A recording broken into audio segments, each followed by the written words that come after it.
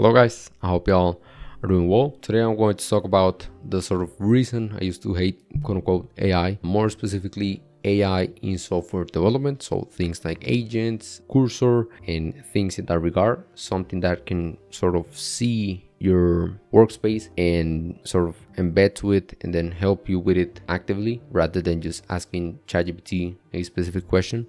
So let's get into the video. The reason I hated AI, or better said, avoided it specifically in programming, was because of how much of the thought process it can take away from the way we code. Long term, this can definitely make us complacent, tossing any obstacle or any friction to the AI instead of actually using our brains to connect ideas and solve problems. Although yes, AI isn't perfect, nowhere near it. We'll still have to adjust things, fix its errors, and connect services, packages, and dependencies ourselves to make everything work. So that's why we still see job postings, because people are still required to do that job at least. But when it comes to logic, AI is already incredibly effective.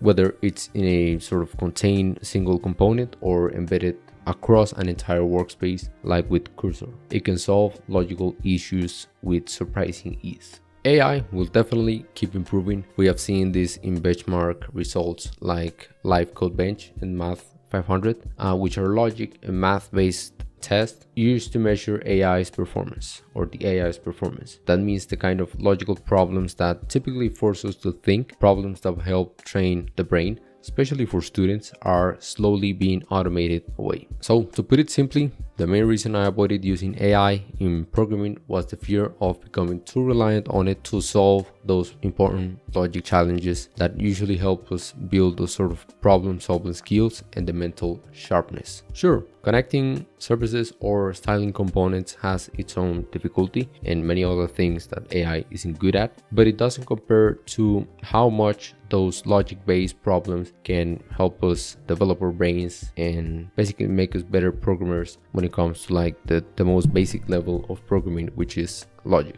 Now let's talk about what changed my mind and also why I recently switched from developing in Vim or NeoVim, which I've been using and learning for the past a year and a half, to now using Cursor. The shift was sparked by a podcast with Lex Friedman and the Primogen. At one point, they discussed developing with AI, and Lex made a point that really stuck with me. He basically encouraged the idea that these new tools and technologies are just the next step in a long line of progress in software development. For example, think about it in the sense of web development. Early websites were just HTML and CSS, then scripting was added, then the frameworks we see nowadays. And same with tools. For example, starting with Ed, the text editor, in 1969, then Vi in 1976, then Vim in 1991, then NeoVim in 2014, then VS Code in 2015, and now Cursor in 2023. So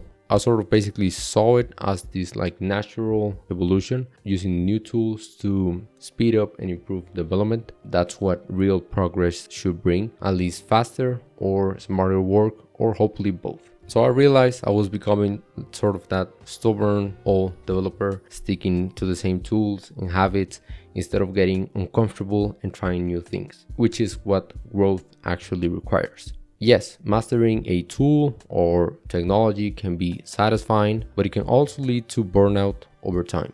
To tell a sort of quick story, I was feeling a little bit burnout with personal projects, and switching to Cursor, more specifically developing with AI, has honestly sort of reinvigorated like my passion. Now I am more excited to work on personal projects after hours because I have something new to learn and explore.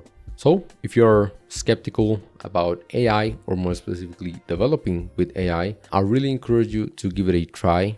1 or 2 days. Think of it the same way you did once you tried sort of a new framework or a new or maybe older text editor for the first time. It's honestly not that different. And regarding about what I said earlier about losing that mental process of solving logical problems, after 2 weeks of using AI in my workflow, I'm not completely sure whether I'll become reliant on it long term, but so far I've been really happy with how much faster I can develop, and I've also run into plenty of moments where the AI messes up or misses context, forcing me to basically step in and fix the things myself. So I'm definitely not at a point where I can just buy and the AI magically does everything perfectly, or at least in a way that fits the rules and architecture of the project that I'm working on. Right now, AI still needs guidance. It definitely hasn't reached a level where it can sort of take away all of the logical problem solving, but in the future, I'm not really sure. We'll have to see. So yeah, that was it for the video. Let me know what you guys think about this subject in the comments. And basically, like I said, it's not the important subject is in AI, but looking at AI more specifically as sort of the next step in the line of evolution of at least the developer. No matter how convoluted or weird something may be or something may make you feel, it's always very good to try new things out, things that may be controversial or things that you may say, oh, this is not the best practice because now you don't have to do anything and this will do that thing for you, so you will lose out on that. Yes, that can definitely happen, but the world will move on forward. So yeah, let me know what you think in the description, and I'll see you guys in the next one. Bye.